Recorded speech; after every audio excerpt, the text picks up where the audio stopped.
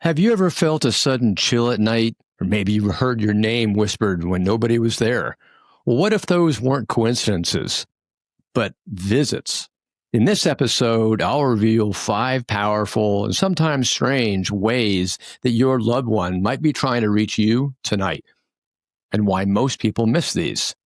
In this episode, you'll learn 3 things. First, how spirit uses the physical world, like temperature shifts or smells, as a way to get your attention. Second, why these signs often happen at night, especially while you're half awake or maybe dreaming. And third, how to tell the difference between your imagination and a true visit from someone you love.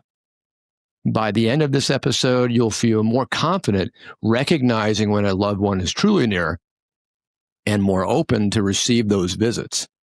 But if you don't know what to look for, you might just keep missing the moments that matter the most. Hey there, and welcome to Spirits Beside Us. I'm Chris Lippincott, international medium and best-selling author. I help people connect with spirit and find real peace and clarity. And today we're talking about the 5 strange signs that your loved one may be reaching out to you tonight, and how to recognize them before they slip by. So here's the first point. Let's start with something that you may never have heard explained this particular way. You see, when spirit tries to reach you, they don't speak in words, they speak in energy. And that energy shows up in the physical world all around you. They use your body, your senses, your environment, and the world becomes their canvas, if you will. And when we talk about signs from a loved one in spirit, we're not talking about superstition. We're talking about moments when spirit reaches through the veil and maybe gently taps your reality to get your attention. And don't worry, because by the end, you'll know exactly how to tell the difference between a real sign and just a passing thought. So what does that actually look like? Well, here are 5 very real, very common signs, all rooted in how spirit works through the physical world to say, hey, I'm here. I'm still with you. So here's the first sign. Sudden temperature changes. So let's just jump in with the first sign. And as I go through these, ask yourself, have I ever experienced this? And maybe I brushed it off, because you might be surprised. So maybe you're sitting quietly, maybe you're thinking about them, and then all of a sudden you feel like a cold draft or a wave of warmth just wraps around you. Maybe you even feel tingling on your arms, like somebody's holding you. You check the thermostat, nothing. The windows are closed, no vents, but the air shifted indoors somehow. And that's not random. You see, that's a classic sign of spirit stepping into your energy field. See, when a spirit draws close, it can shift the electromagnetic balance in the space around you, which your body feels as a temperature change. It's one of the easiest ways spirit can actually touch your world, and one of the most misunderstood. You see, you might say to yourself, well, I thought I was imagining it. No, you were actually experiencing it. You see, you cannot imagine goosebumps. You either have them or you don't. See, they happen to you. Spirit often speaks through sensation. And just wait, one of the most powerful signs comes at a time that no one expects. And I'll get to that in a bit. So let's look at sign number 2. Maybe you might have a sudden or familiar scent that you pick up.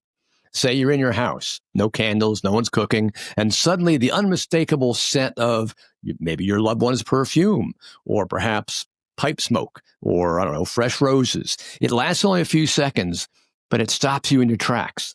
That is spirit.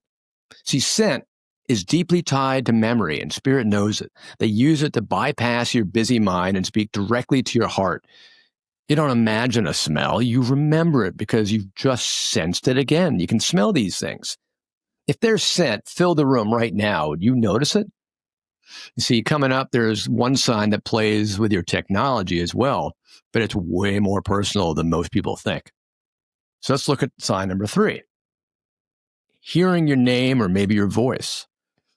This one's often dismissed as imagination, but it shouldn't be.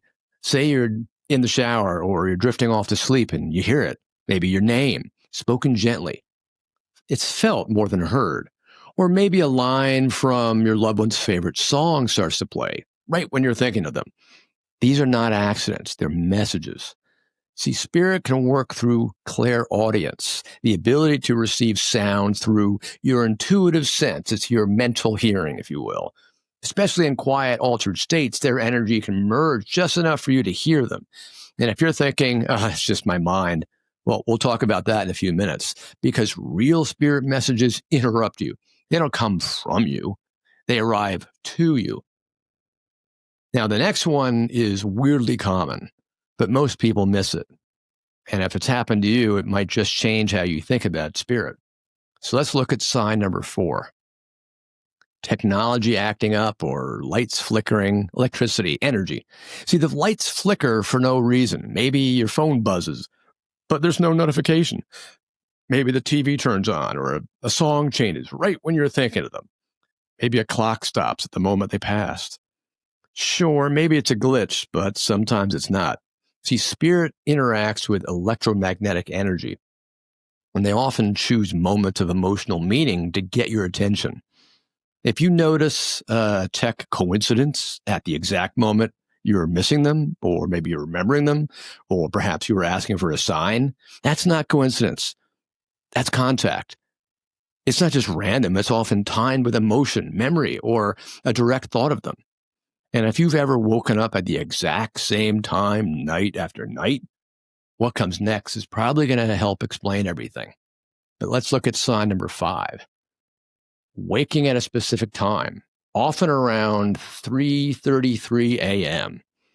So you weren't stressed, but you weren't anxious, but you woke up again at 3:33 a.m. You feel calm, peaceful, and maybe not alone.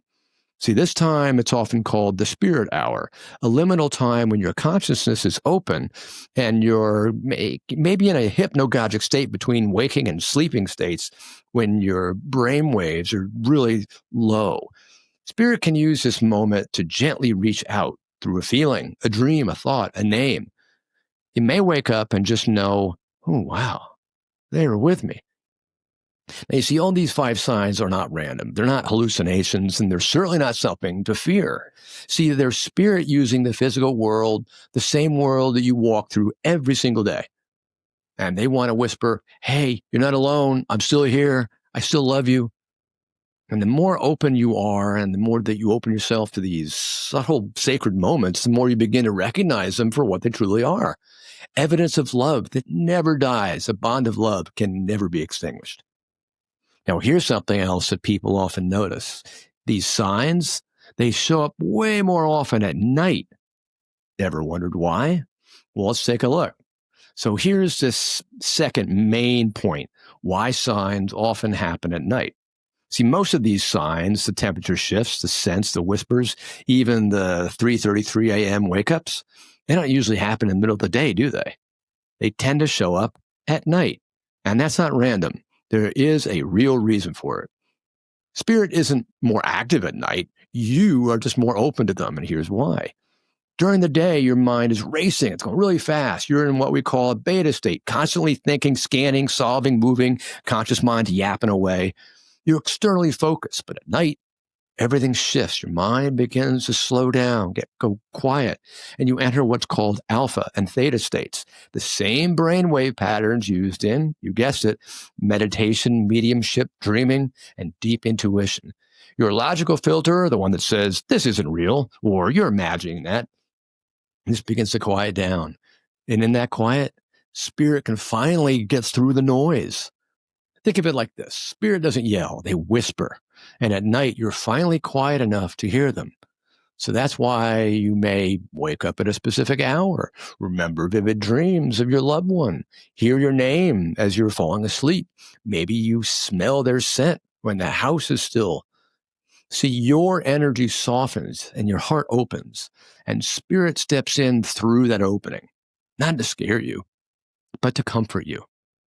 Now, it's also important to mention here, spirit doesn't only reach out at night, but you're far more likely to notice it at night because there's just less noise. The external world is going quiet and your internal world becomes much more sensitive. So if you ever Maybe you've woken up out of nowhere and you felt them beside you, or you've dreamed of them and you woke up with tears or maybe peace. You heard something or you felt a presence as maybe you were drifting off. That's not your imagination. That's the veil thinning. That's them visiting. And the reason it feels so real is because in that moment, it truly is. So the next time that you feel something in the middle of the night, don't push it away. Don't explain it away. Just breathe and allow, because nighttime isn't just for rest. It's also when your soul becomes just a little bit more open and spirit becomes a little bit more near. Okay, let's touch on point number 3. Is it real or is it just my imagination?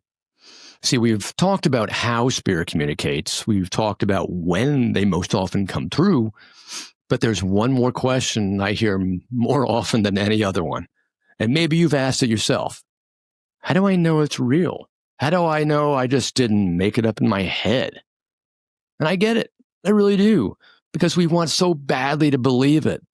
But we also are very cautious because we don't want to feel foolish. We don't want to be told, oh, that was just your imagination. You're thinking and you're making it all up. So let's talk about that. Let's break it down. Not with fluff, but with truth. So first, here's what a real visit from spirit feels like. See, it's sudden. It comes to you, not from you. It comes from out of the blue. It's specific, a scent, a voice, a moment that feels like them. It creates a bodily response. Chills, warmth, tears, peace. It feels gentle, not dramatic, but unmistakably you, personal. It brings sense of calm, love, or recognition, even if it lasts just a second. It's not loud. It's not forced. It's not like your mind spinning a fantasy. It's subtle, but it feels like home. Now, here's what imagination usually feels like. You're actively trying to create the experience. Feels vague or a little foggy. You're not quite sure. There's no emotional anchor or energy shifts. It feels quick, falls flat, and you question it immediately. Not because of fear, but because there's really no resonance. See, your mind will always try to process an experience, but your body will often receive it first. So when something happens, a scent, a sign, a whisper, a presence, instead of thinking, ask, what did my body do? How did my heart react? Did I feel peace or doubt? Because spirit will often bypass your thinking mind entirely. It'll go straight to the part of you that never stopped loving them. And here's another way to tell. It feels like a gift, not a guess. That's spirit. If it feels like a surprise, but not a shock, that's spirit. If it feels like comfort, not confusion, that's spirit. And you know what? Even if your logical mind wants to argue, even if someone else rolls their eyes, your soul knows, your body knows, and that's what matters. So trust your experience, trust your intuition, and most of all, trust them. They're doing everything they can to reach you. And the moment you start believing that, you'll start to notice it everywhere. So let's bring this all together. We started with a simple idea, that spirit uses the physical world to get your attention. And we explored the 5 most common and most powerful ways that they do that. And then we looked at why these signs often show up at night. Because your mind is quiet, your energy is open, and you're finally in a state where spirit can reach you.